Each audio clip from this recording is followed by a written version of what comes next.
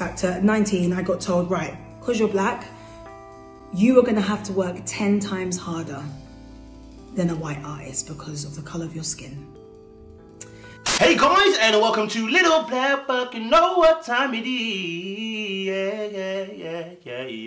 Talking to you guys about Alexandra Burke and talking about black women and their role in the musical industry. If you're new to the channel, do myself a favor, do yourself a favor, make sure you like, share, subscribe, click on that bell button for notification of the uploads. And you got the minerals, yeah.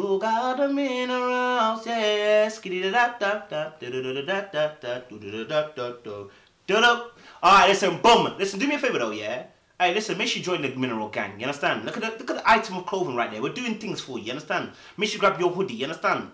Do me a favor, grab your hoodie, you understand? Grab yourself some socks while you're there as well. Alright, listen, boom, let's talk about it. So, Alexandra Burke, winner of X Factor, I believe in some years back. I don't even know what year it was, but she was an amazing singer. First of all, she killed it. Her voice was large. I loved her. David sang a deep chord. Yes, he sang to please the Lord, but you don't really know something, do ya?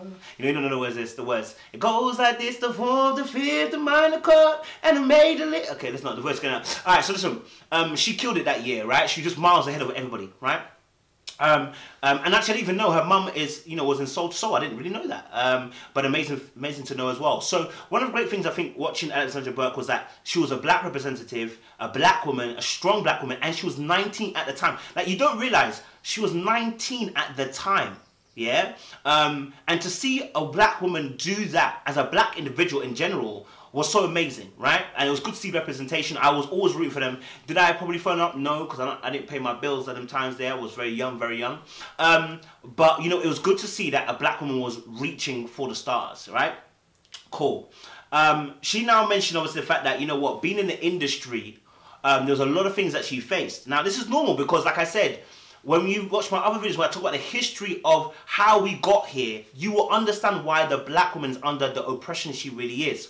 I mentioned to you in a video where I spoke about the historical look of a black woman. I spoke to you about the fact that when white people look at black women, they've intentionally used certain words to categorize a black woman so they can keep her down, right? And so one of the ways that black women become very political is that their hair is a problem. Their hair, their nose, their lips, their features, physical body features, okay, become a problem.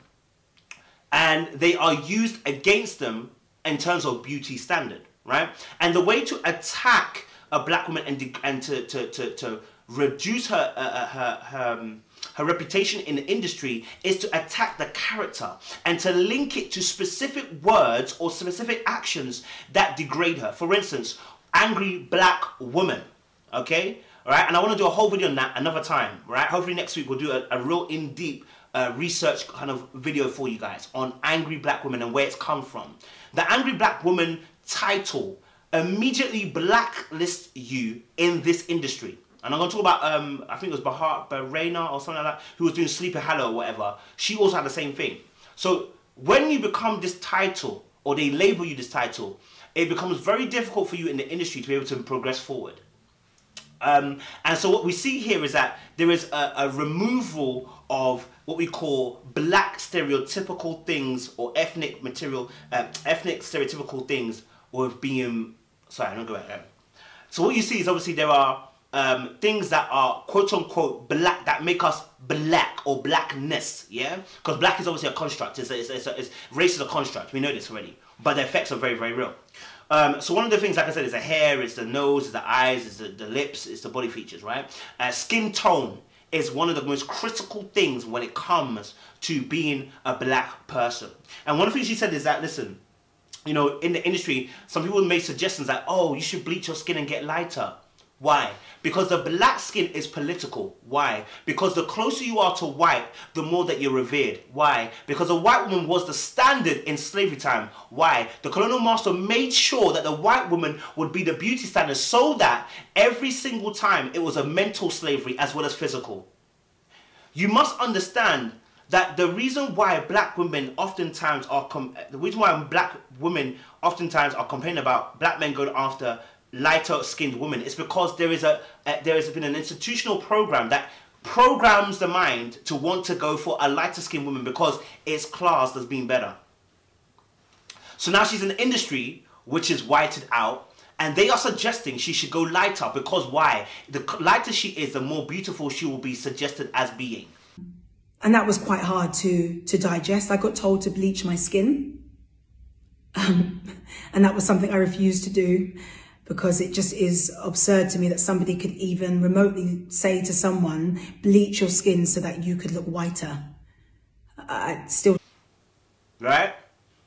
Because the more white you are, the more Eurocentric you are, the more you are closer to the beauty standard. Right? Conformity. Issue. Another situation was when she talked about the fact that she had them saying that we don't want to see your baby hairs on, you know, pictures, right? Because our baby hairs obviously are natural afro curls and thick 4Cs and Ds and whatever hair.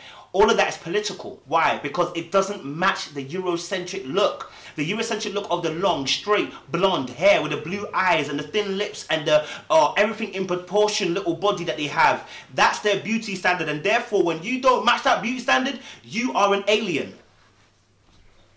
You are no longer fitting into the standard that they have. So now she's talking about the fact that that was political. It became political because the hair is political, because the hair represents an blackness, yeah? And blackness has been under attack because it's about making sure there's a racial divide. It's a game. It's a game that they've used to enslave us, right? And because our hair also then obviously our hair being cotton looking style again was about making sure that we were like looking like beasts. We never kept ourselves clean. We never kept ourselves prim and proper. Even though when you look at the history, we have great hairstyles that white folk be stealing. Yeah? Yeah, you Kim Kardashian stealing them box braids and things, yeah? That's us blood. You understand? That ain't nothing new. You understand? We were doing those things beforehand.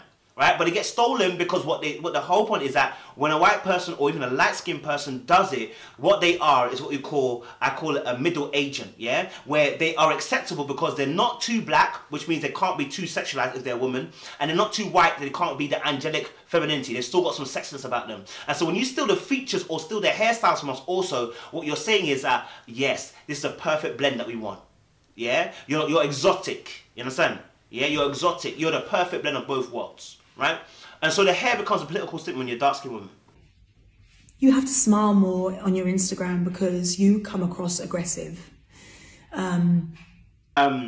obviously, look, she got spoken to saying, obviously, you should smile more because you look aggressive. And again, remember that obviously as well, like how we get labeled in so remember how we also get labeled in a certain way, which is that oftentimes we get told that, you know, we are aggressive. The way we talk, the way we move, the way we dance, the way we shake a leg, the way we address certain situations, the way that our demeanor is, it becomes aggressive. Again, labeling us that because what that does is it makes us closer to animals. That level of aggression is what an animal would do, a monster would do, right? Because remember, they had to do that for us to enable to justify their slavery. If we're mere brutes and beasts, then we have no humanity. Therefore, you can treat us like slaves. Now, we fast forward that now to X Factor, and those same mindsets are present in white people's mind. So when people say, I don't see color, sorry, Alexandra Burke, this is the only part where I disagree with you. I see color. God sees color.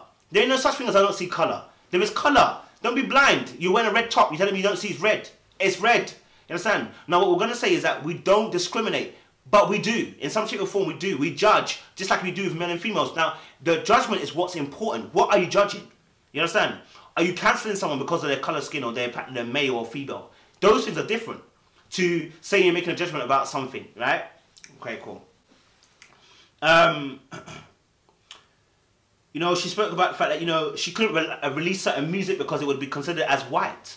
You know, that whites wouldn't understand. And that's the issue. We're always having to pander and assimilate to what the white culture wants. Yeah, because what happens is, it's not that white people don't like our music, or white people don't like black people music. It's the fact that if they begin to like our music, there will be a shift and a sway in their thinking. You see, when music transcends black culture and it goes into white neighborhoods, right? You start to see there's an impression the music makes and begins to change the way the person begins to act, feel, move, talk. They don't want that. And I'm not talking about white people themselves. I'm talking about those in power don't want that. Why? Because when the person begins to be more like you, we begin to have less problems. We begin to think more alike. We begin to have more unity. You have to smile more on your Instagram because you come across aggressive. You know, if you don't smile, you're not relatable. You can't have baby hairs showing on any hairstyle that you do because you come across as aggressive. A label that I was with told me that, and that's why I wanted to leave them. You can't release this kind of music because white people don't understand that. You have to appeal to only a certain radio station, so that's what white people listen to. So, you know, you have to do this kind of music because people understand what you want to say. And to have that dictated to you and so many times on different levels by different people. They want to divide and conquer. I definitely agree with that. They want to divide and conquer between races. But is there a difference between races? Yes. But you have to understand there's a game that's being played that's higher than a lot of us can understand. But in this instance, yes, the reason why black music doesn't want to go beyond certain borders, or why certain music is classed as black music, is because the influence it will have on the white community is not what the world at the top wants. Okay? Do your research and find out who's at the very top. You understand what I'm talking about? You know, and then she also said she was pissed off with herself. You know, she was pissed off with herself because she felt like she felt like she was mute and not being able to speak, and then she became a victim almost. And like, this is what happens to black women in the industry, not only there but in every industry, where their voice is not heard, or if they do begin to speak, they get blackballed. So they've got like no choice almost. They're left between a rock and a hard place, and it requires other people to stand up. White males, white women, to stand up for us, black males stand up for them and say, listen, hey, look, this is not right behavior. Without it, the person suffers. And so I understand why she felt so helpless. And, you know, it moved me that she was in tears, you know what I mean? Because it's painful to go through a situation where you're seeing yourself unable to be you because they want to strip back every single thing that reminds you of you. You know what I mean? It's painful. And then she gave us a scenario where her mum had passed. She was going to go to this event. You know, she went to an event where she said, obviously, I can't do press conference or press, you know, I can't do press releases at the moment, press statements. When I lost my mum, was the same day that I done the Strictly Reveal day, right? And I'll never forget when my family said to me, Alex, you have to do it, you've got to do it. And I was like, boy, I don't think I can. And I remember watching the sunrise outside the hospital with my auntie. She was like, you got to do this for your mum. This is what your mum wanted. And I was like, okay, cool. I turned up to that red carpet. And one journalist, because I couldn't speak to anyone, right? I literally could not speak. I said, I'll do it, but I can't do press. Because I felt like if I'd opened my mouth, I felt like I just would break down and nobody would understand. Because we hadn't told anyone at that point. Also, it didn't really feel real. And so this journalist basically come up to me and said, oh, so you're not doing press? Being a diva today, are we?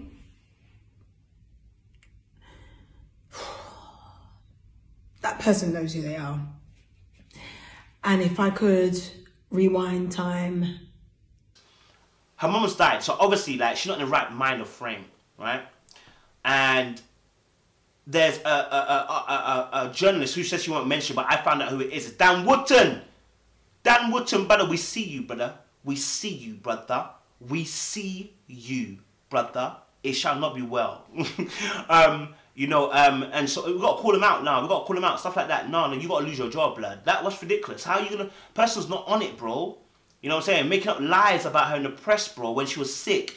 And saying that she's out there being aggressive behind stage, throwing chairs around, Why?